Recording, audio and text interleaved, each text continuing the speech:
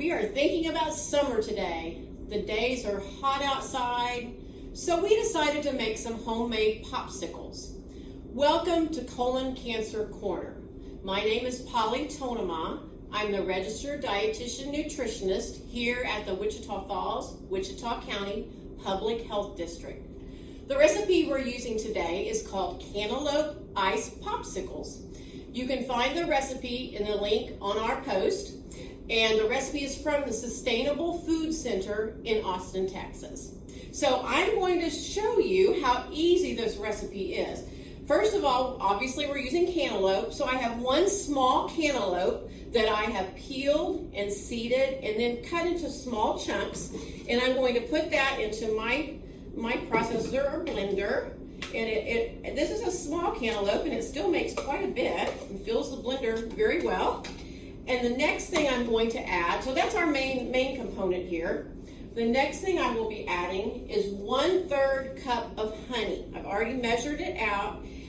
I'd like for you to remember that if you're buying cantaloupe when it's in season this summer at the farmer's market or at your local grocery store, as we get into the hot days of summer and cantaloupe gets very, very sweet, you might not need this much honey.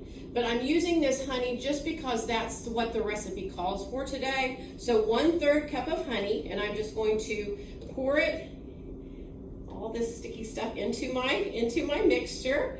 And again, you may not need this much because cantaloupe is naturally sweet anyway.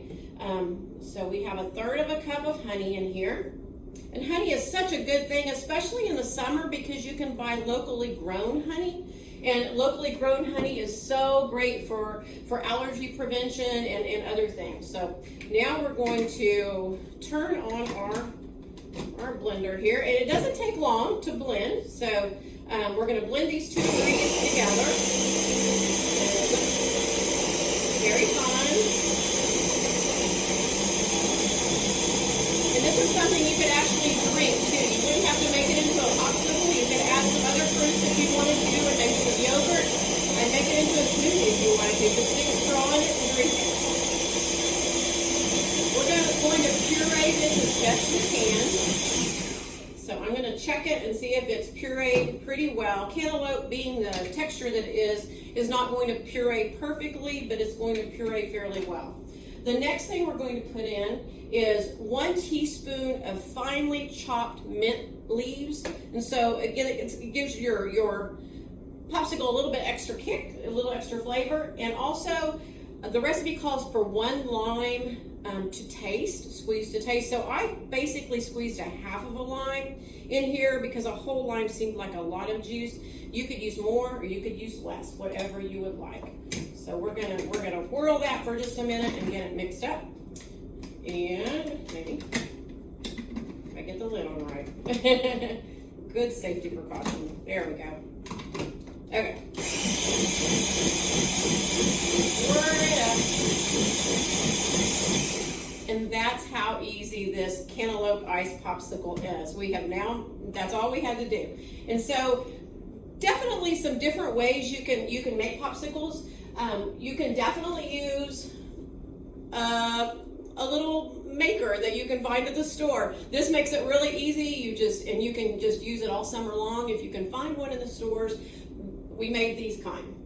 We also made, which I'll show you in a minute, very easy, kid-friendly popsicles on a stick. So that's a fun way to make popsicles too, and look like a lot of fun. Take them outside; they'll be nice and messy. And the other way you can make popsicles is use ice cube trays. So I could pour this into ice cube trays and stick a small stick in here. And if I had young children, that would be a really fun kid-sized snack for them. So that's a really good thing to do too. So I'm going to pour this into I'm going to use a Dixie cup. And so I'm going to pour this into my Dixie cup. And I'm not going to fill it totally full because it's going to grow a little bit when it freezes. So I have it about 3/4 full. And so then a nice little tip. So because if I just stick the popsicle stick in here now, it's going to wobble and it's going to not be straight. So what I'm going to do is put some foil on top just like that. And then I'm going to make a slight cut in the very center of my foil. Stick the stick in, and now I have a perfectly centered popsicle stick. And so there are other ways you can do it, but I think this is a really easy way to do it. I'm going to put this in the freezer, and I'll make the rest of them up in just a minute. I can put this in the freezer, and it will take a little while. You want to get it totally frozen solid so it won't be too messy. Just some other fun tips that you can do. When we made these yesterday, just for something different, I sliced some kiwi and some strawberries, or you could use other in-season fruit, and I made a pretty looking popsicle like that. And so I just put the fruit in the bottom, the slices in the bottom, and you could use all sorts of summer fruits. It just makes it really pretty, and I think it'll be fun to eat. So that's the one with the fruit, and of course this is the one without the fruit. So again, I think for children, they would love these kind. They're nice and easy, but both of them are going to be wonderful and refreshing on a hot summer day. So I hope you will enjoy this cool snack. It's only about 63 calories per popsicle. Very high in antioxidants, especially vitamin A and vitamin C, which is just so important for colon health and just health in general. You can add yogurt to your popsicle mixture.